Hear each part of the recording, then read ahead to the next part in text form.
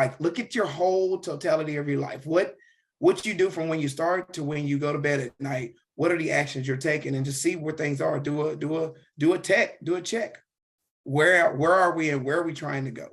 So first and foremost, you need to see where you are, and then if it's not what you want, then hey, why don't we decide what do we want? A lot of times it's like, people come to you and say, hey, man, I want to make more money. And I flip them a penny because you haven't defined what more is. And so we need to decide we need to reflect and decide where we are and where we're wanting to go. And then, of course, now you have to put some legs under it and say, what's the plan? How do we get there?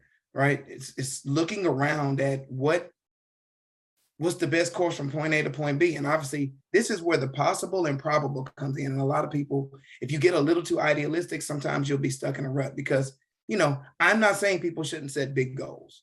I want you to set big goals. However, currently where you're like my goal, I've always wanted to be an astronaut. I want to go into space. Possible, not probable. There's a lot of things that need to happen before I'm going to get into a spacesuit, all of the courses it would take to do that. Meaning the trade-off doesn't match up with what I want to do. So let's get between possible and probable. And then that's when you start putting your plans together about a course of action that's going to get you started. And of course, I'll say the third and final point would be to pursue whatever that is with a relentless pursuit. I'm talking burn the ships, get after it, put it on paper and decide this is what I'm going to do.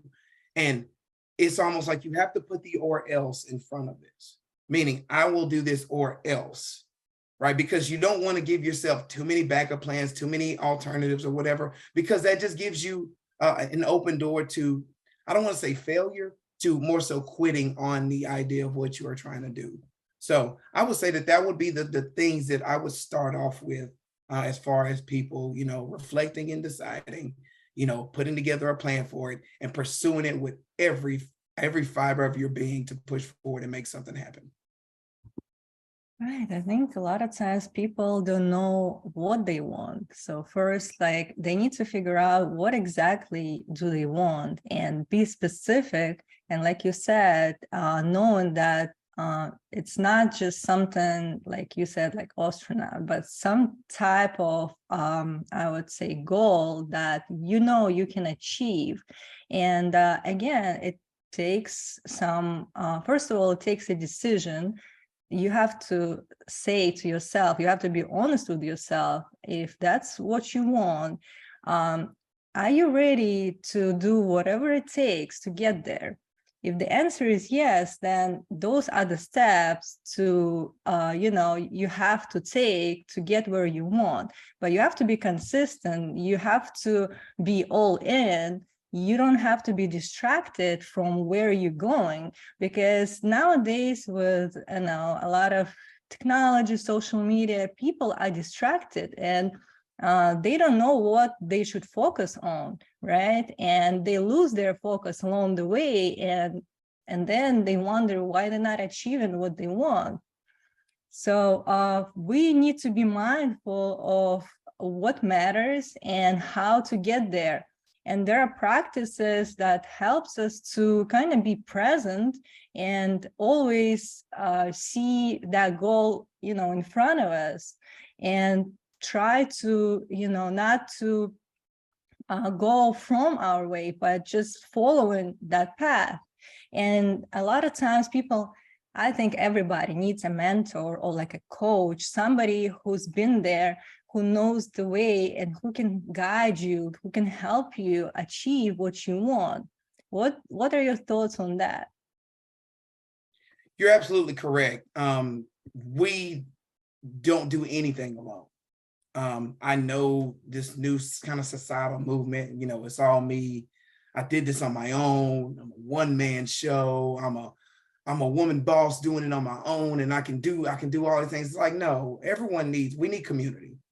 No one does this alone. And yes, not only would I say you need a mentor, I think you need a counsel. I've been really working through this new thing with a lot of the people I work with down here. You need 3 trusted people minimum in your life who can guide you through the paths of life professionally, spiritually, and physically. So it's like you need a council of righteous people around you. So like you need what I like to call an accountability ally.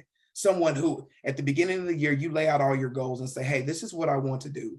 All 7 areas, however many goals you have, I try to say, keep it. I do a top 7 big 3 with mine. So that comes out to 21. So, you got your physical, mental, spiritual, financial, professional, and it's like you put 3 goals for each of them. And so you turn that over to an accountability ally and you have a conversation.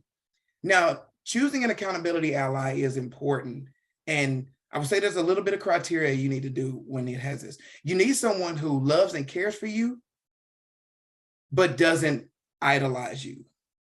And what I mean by that is like, they love you enough to tell you the truth. Like not somebody who's like a fan of yours, someone who's a trusted advisor, someone who can pull you aside and say, hey, you're not getting this done in the right way.